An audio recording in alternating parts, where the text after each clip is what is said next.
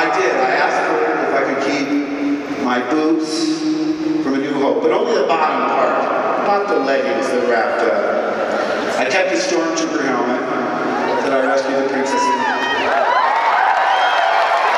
By the way, all these fan-made helmets, they're much better made than mine. Because mine was only meant to last for 10 weeks of shooting. It's in a terrible shape. The inside visor was just a piece of green cello with, masking it into place, which has long since fallen off, and it looks terrible. So if you're planning on burglarizing my house, I just have to add that.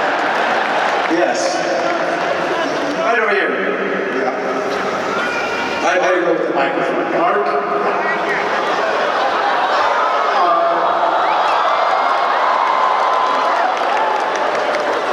Does anybody know who this is? Security, Russell was talking around. That's Millie. And we got sort of Gary Fisher's getting way too famous for our liking. He is. And so we thought counter with Millie there. That's Chelsea's dog, and she went with us. She knows all the secrets of episode 8. She was there every day. So she's just chock-a-block with spoilers. All right, a few more questions? I don't know if I'm in control. Yes. Go ahead.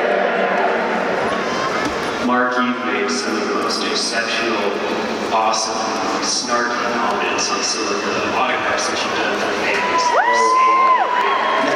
Online searches that meant a lot to a lot of us. Would you be willing to put a snarky autograph that I can share with everyone? I always love to do what the fan wants. Now, don't get me wrong, an 8-year-old comes up and wants May the Force to be with you, that's what he's going to get. But a 25-year-old comes up and goes, hey man, why don't you do something really kind of different for me? So I'm like, go force yourself. Which is, it's a good phrase. Because it sounds dirty, but it's not. And I was willing to do this for a fan. I didn't know he was going to leave him. I said, oh, this is a little edgy, 555 bomb, all that stuff. He said, no, I want that. I want that. And then for me, I'll never sell them. Fast forward, they're on the internet. I'm like, people are writing, Mark Hamill defaces young fans' collectibles. Because some of them are, they're a little, because I try and stay out of that. I know I have a lot of younger people that read my Twitter and stuff. My kids are all saying, Dad, that's such dad humor. What's dad humor? Funny's funny, right? And all of them were there. Nathan, Griffin, and Chelsea were all there. I said, what is dad humor? And Chelsea goes, well, lots of puns. And Griffin said, obvious. And Nathan goes, not funny. Why you? But so anyway, that was a little, it wasn't meant for everybody's eyes. And somehow, I should know better by now. Anything you do winds up on YouTube. There's a commercial I did when I was like 18 years old that I'd never seen. And it's on YouTube now. Yes.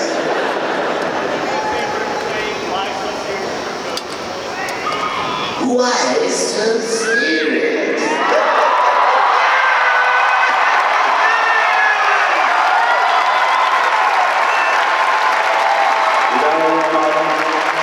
You gotta warm up. If you do the Joker cold, it's like stripping your engine. I did a session in, that's a spoiler.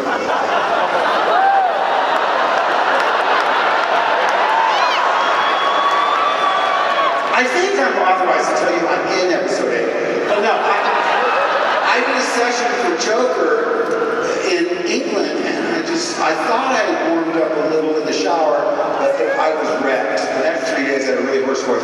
So every time I do the Joker, I drive and it takes me 45 minutes to an hour, and I can warm up on the way to work. And And in Los Angeles, we look next to you and there's a guy all by himself laughing maniacally. No big deal. Just another day in Los Angeles. 1 minute? Yes.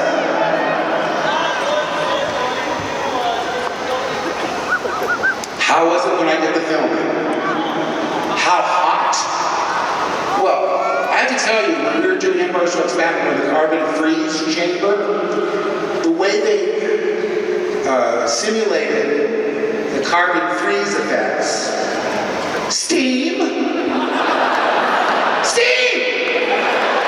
Oh my gosh, you couldn't walk 50 feet without pouring sweat. And we, that lightsaber duel, I mean, people know more about this than I do, but it took place over I know it was 10 sets over a period of about 6 weeks. I mean, not every day, they do other things too, but all told. And the upside is it's a great way to lose weight. People pay a lot of money to go to saunas, and they provide one for me. Yes?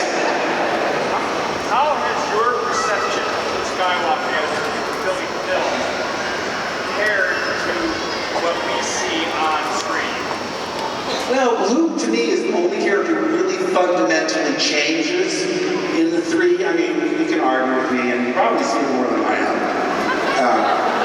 Seriously, I mean, I saw Force Awakens in Los Angeles opening, got on the plane, flew to London, saw it the next day in London. That's twice. That'll do me. And both of them were contractually obligated. Because usually I like everybody but me. You know, so, but no, I think Luke changes because he starts out, people laugh, and it is a really cringe-inducing moment when I said, I was going to go to the